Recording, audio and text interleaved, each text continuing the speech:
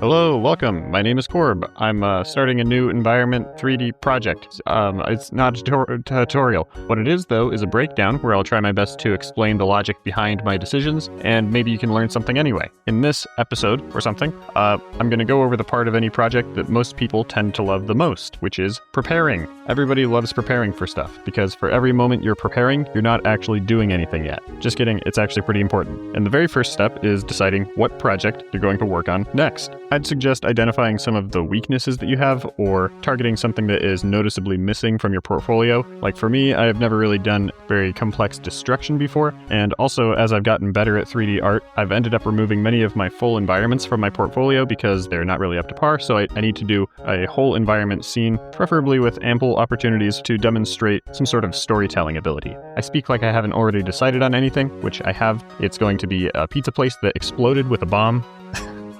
So step 2 is to choose a main piece of reference that you're going to base your project off of. You can do that by choosing a photograph of somewhere, choosing someone's concept art, or generating your own concept art. Those last two have the same problem though, which is that you'll end up having to find a lot more reference because of either lack of detail or inconsistencies, but that is part of your job as the 3D artist, to consider the actual logic and history of a space and make it make sense regardless of what the concept shows. I ended up generating a bunch of different concepts for this idea I had in my head, since I wanted to represent this very specific type of place that's familiar to me, which is pretty much impossible to find exploded. And I ended up landing on this one because it fulfilled a lot of the criteria that I had in my head for limitations I wanted to be mindful of and elements of composition that I wanted to emphasize. Limitations like trying to keep the number of background assets I have to create to a minimum, and elements of composition that I like, well, actually, let's just look at it. I really like how this main building pops from the background because it's a nice different color from the area around it, as well as how this tree behind the building kind of creates this separation of space.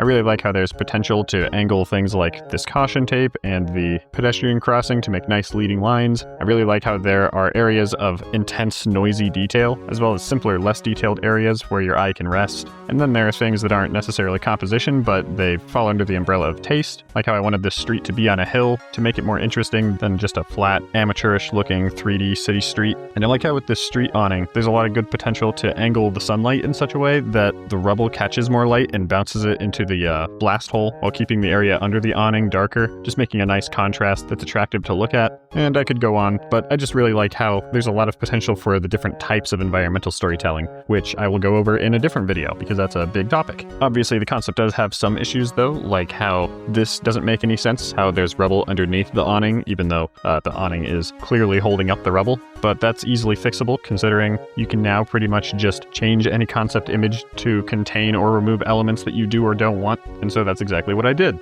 Boom!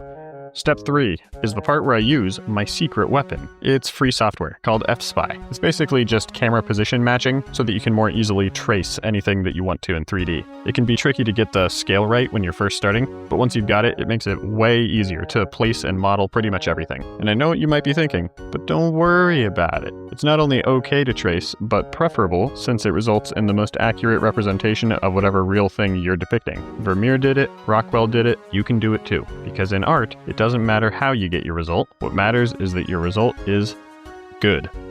Then it's just a matter of filling out all the parts that you want to represent in your blockout. I'm really just adding shapes here and there for models I'll end up wanting to make. And keep in mind I have a second monitor, so I'm looking over at reference continually as I'm doing this, and nothing here has to be final. Like, I'll still probably end up taking more out of the ceiling than is depicted here, and some things that I try to keep in mind while I'm putting everything in is that almost everything in the world is angled in some way, like how the sidewalk actually slopes down here toward the road. I'm pushing some of these buildings in and some out because I just want to add some interesting depth to each of these spaces, and I'm not going to waste time modeling out the rubble since that's going to be complicated to put in the first place. I'm not going to add the trees in the blockout because I already know I'm going to add those in the end. I'll try to keep your eyes peeled for stuff that might not be realistic, like I needed to find a real street corner that was kind of similar to this to check if these signs would be here.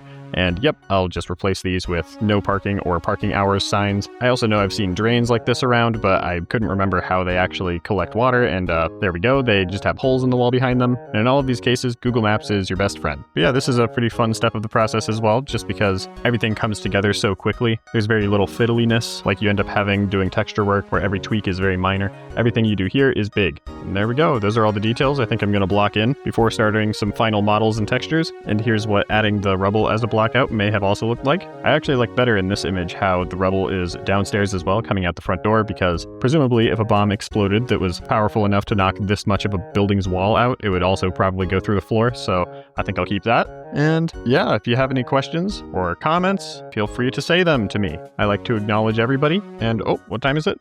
Time for you to have a good day. What?